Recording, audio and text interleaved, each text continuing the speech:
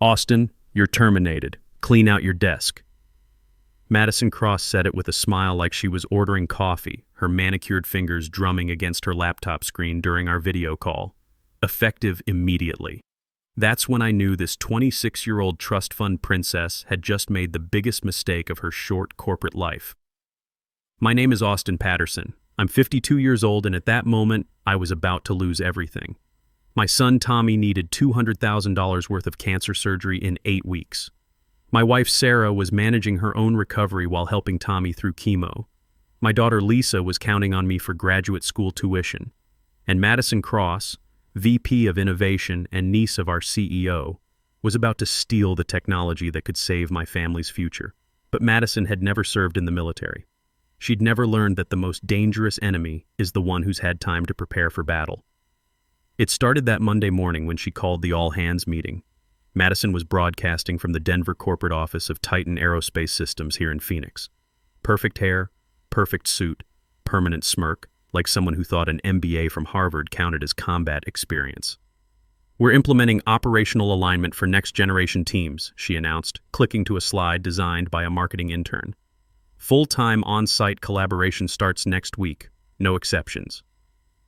People stared at their screens. My jaw tightened. For 18 months straight, my Project Sentinel had exceeded every Department of Defense benchmark they'd thrown at us. I did most of that work from my home office, same place where I'd been stationed since Tommy started treatments. Results mattered less than Madison's need to justify her corner office. Then came the real punch. All research and development prototypes, plus any classified development work, must be logged in our centralized security repository. Full source files, technical documentation, access credentials. My office will review all intellectual property for patent consolidation and contract optimization. My Army training kicked in. 20 years of corporate life since my discharge, but some instincts never fade. I recognized enemy action when I saw one. This wasn't about security compliance. This was theft with a paper trail. "Madison," I said, unmuting my microphone with the calm I'd learned defusing IEDs in Iraq. "Does this policy apply to projects developed outside standard contract parameters?" She smiled wider. "Austin, anything relevant to Titan Aerospace's strategic roadmap falls under company purview, even work done with no company equipment, time, or personnel. Honestly, your threat detection stuff is probably too complex for our current initiatives anyway."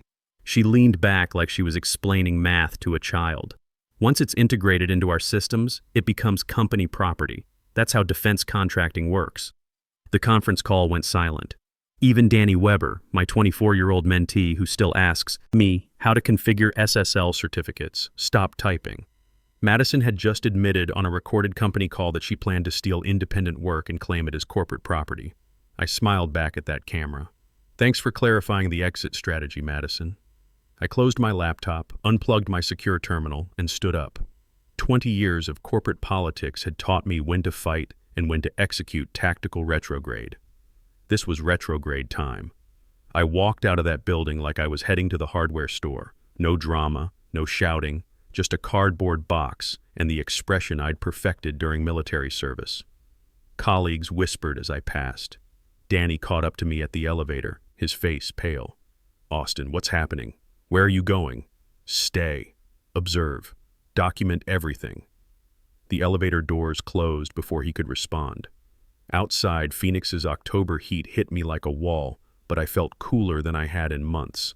I loaded my personal items into my F-150's toolbox, right next to a pre-sealed envelope I'd prepared weeks ago. The address label read, Colonel James Rodriguez, Department of Defense Inspector General's Office. Inside that envelope wasn't a resignation letter. It was documentation proving that the next-generation AI threat detection protocol Madison's team was preparing for the Air Force contract belonged to me. Not morally, not theoretically, but legally and federally mine.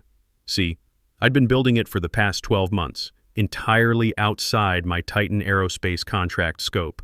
Nights, weekends, my own hardware, my own funding, every line of code time-stamped and witnessed. Every development milestone documented with the precision they'd taught me in the Army. Madison thought she could intimidate me into surrender, that I'd slink away like a good employee with bruised feelings and half-finished LinkedIn updates.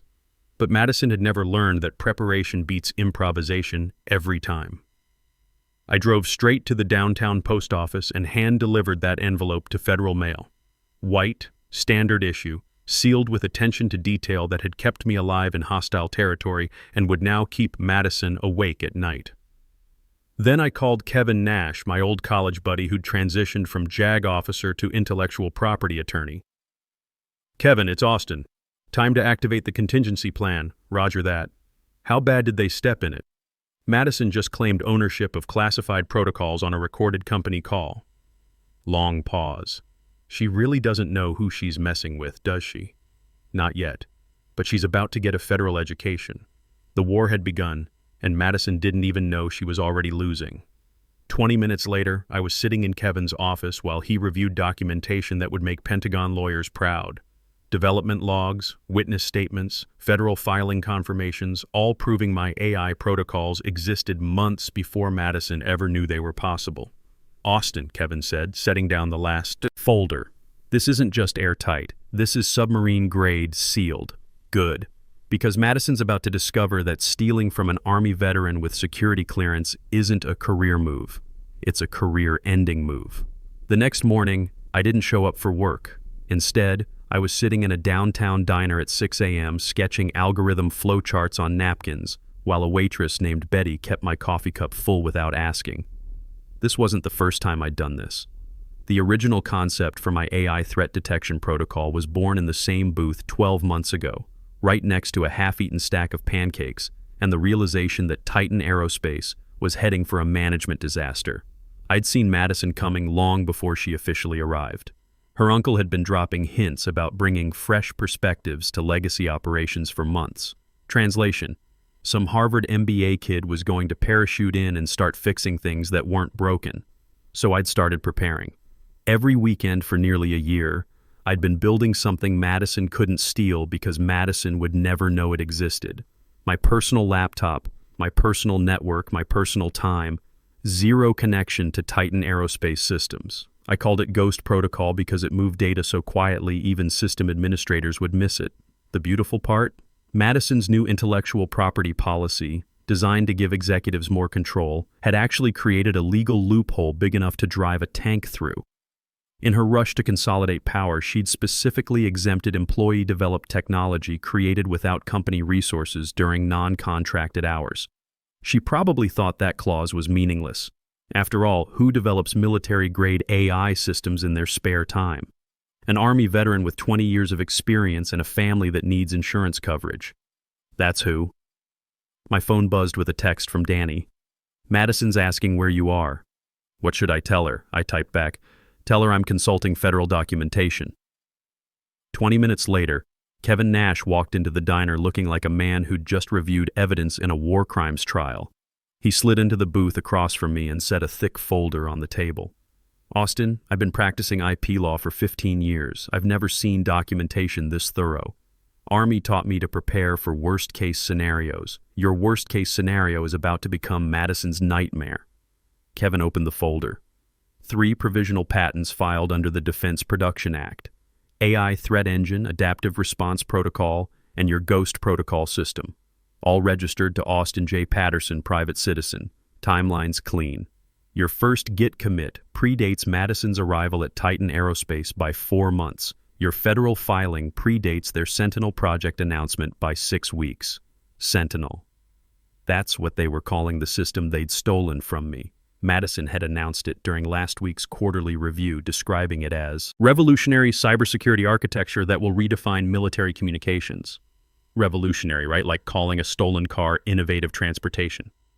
Kevin, what happens when they try to demonstrate Sentinel publicly without my core protocols? System failure. Catastrophic, embarrassing, career-ending system failure. And if they try to rebuild without your code? Impossible. Your AI algorithms are integrated into every security layer. Remove them and the entire framework collapses. Perfect. My phone rang. Sarah's name on the screen. "Hey, sweetheart. How's Tommy's treatment going?" "Good day today. Doctor says his numbers are improving." Her voice sounded stronger than it had in weeks. "Austin, Danny called the house looking for you. Said something about Madison being upset. Nothing to worry about, just some corporate politics.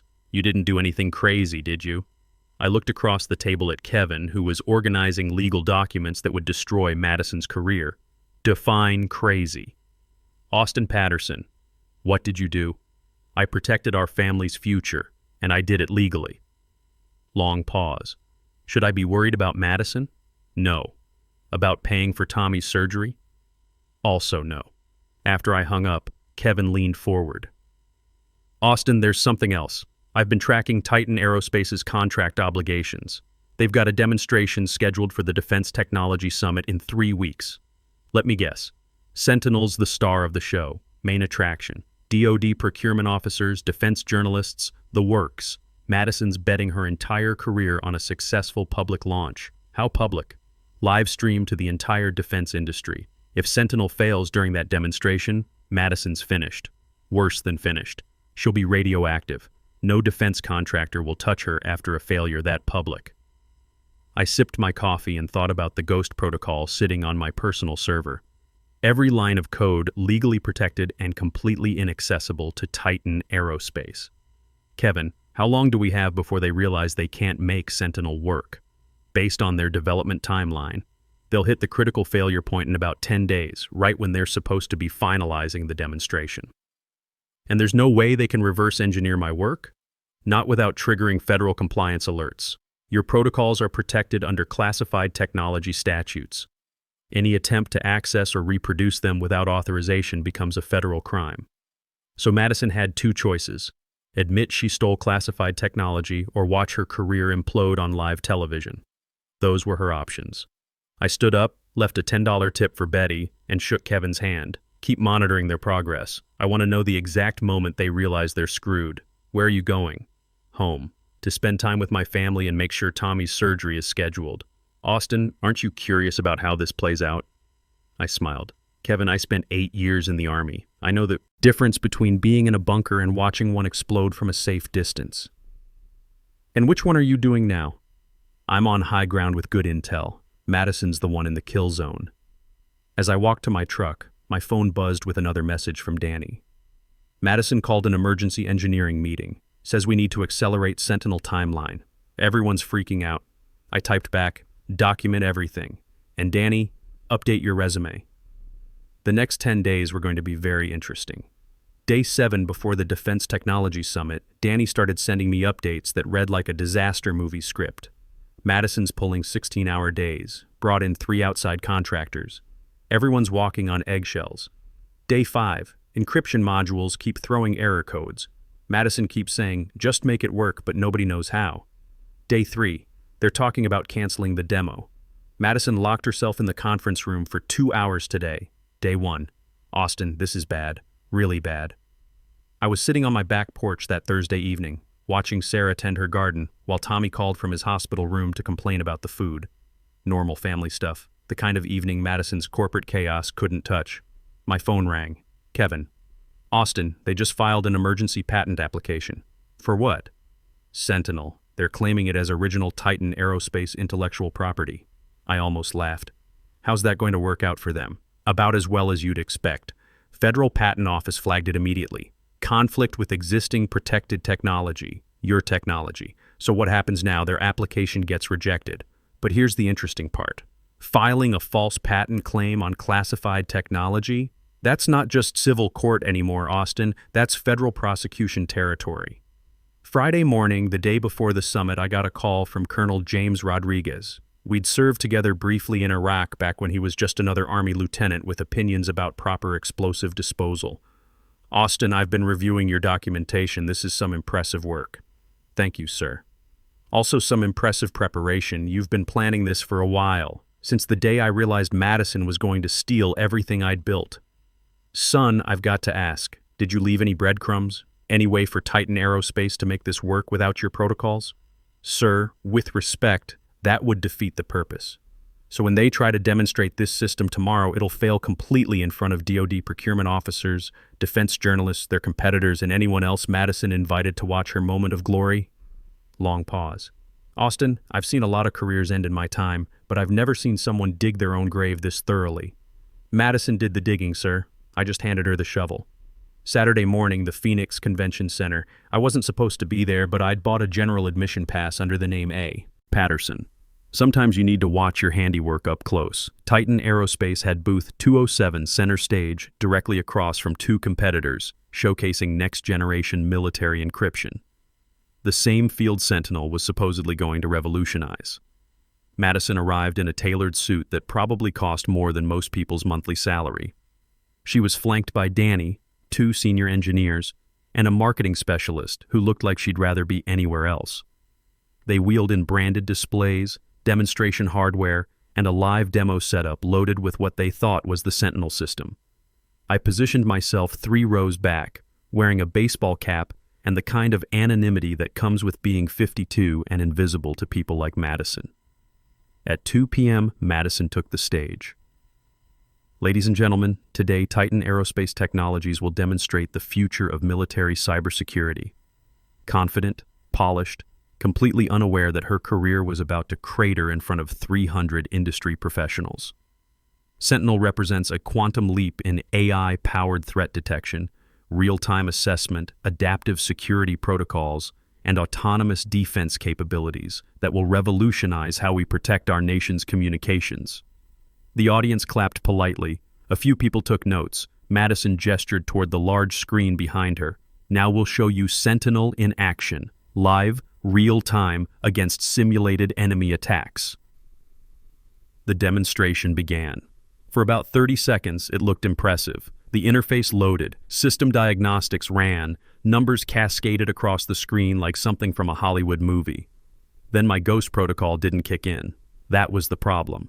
The system tried to access core AI functions that weren't there anymore. Functions I'd removed when I left Titan Aerospace.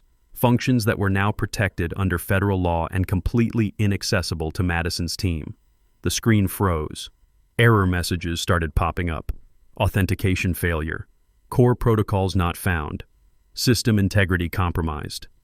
Danny, visible in the wings, lunged toward the demonstration laptop. His fingers flew across the keyboard, but there was nothing to fix. The AI engine wasn't malfunctioning. It simply didn't exist. Madison tried to stay composed. "We're experiencing some technical difficulties," she announced, her voice slightly higher than normal. The audience shifted in their seats. A few people checked their phones. Someone in the press section started typing rapidly. Then the backup systems failed because there were no backup systems, just empty code shells where my protocols used to live. "Authentication error," announced the system's computerized voice, loud enough for the entire auditorium to hear. Unable to locate security parameters. Madison's face went pale. She looked toward Danny, who was shaking his head frantically. Looked toward the senior engineers who were staring at their laptops like the screens might spontaneously generate missing code. "I'm sorry," Madison said finally. "We'll need to postpone this demonstration." Scattered, uncomfortable applause, the kind you hear at Little League games when a kid strikes out badly. But the real show was just beginning. As Madison walked off the stage, a man in dress blues approached the Titan Aerospace booth. Colonel Rodriguez, carrying a manila envelope that contained everything Madison didn't know she didn't know. "Ms. Cross, Colonel James Rodriguez, DOD Inspector General's office. We need to talk." Madison's expression shifted from embarrassment to confusion to the beginning of genuine fear. "Is there somewhere private we can discuss your company's intellectual property claims?" That's when Madison realized this wasn't just a failed demonstration. This was the beginning of the end. The conference room at the Phoenix Convention Center was small, windowless, and about to become the location where Madison Cross's career died a very public death. I couldn't hear the conversation, but I didn't need to. I could see everything through the glass partition. Colonel Rodriguez spreading documents across the table. Madison's face shifting from confusion to denial to the pale realization that she'd stepped into something far bigger than a failed product demo. 20 minutes later, Madison emerged looking like a woman who'd just received a terminal diagnosis from her doctor.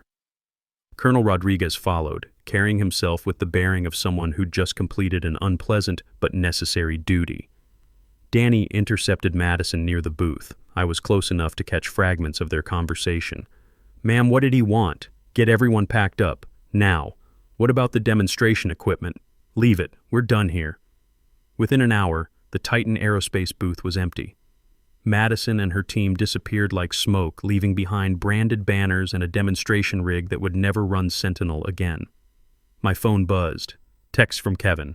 Federal warrant executed at Titan Aerospace headquarters 30 minutes ago. FBI seized all servers related to Sentinel project. I smiled and headed for the parking garage. 3 days later, the news broke. Phoenix Business Journal ran the headline, "Defense Contractor Under Federal Investigation for IP Theft." The article was brief but devastating. Anonymous sources confirmed that Titan Aerospace Technologies was being investigated for unauthorized use of classified encryption technology. The company's security clearances were under review. Several major contracts had been suspended pending investigation. Madison's name appeared in paragraph 3, VP of Innovation. Madison Cross could not be reached for comment. Could not be reached. In corporate speak, that meant she'd been disappeared. No forwarding address, no transition period, just gone. Danny called me that afternoon. "Austin, can we meet? I need advice." We met at the same diner where Kevin and I had planned Madison's downfall. Danny looked like he'd aged 5 years in 3 days. "Madison's gone," he said without preamble. "Security cleared out her office yesterday. HR says she's pursuing other opportunities. What about the rest of the team?" "Scattered. Half the engineering department got laid off. The other half got reassigned to maintenance projects." Danny stirred his coffee absently. "Austin, can I ask you something?"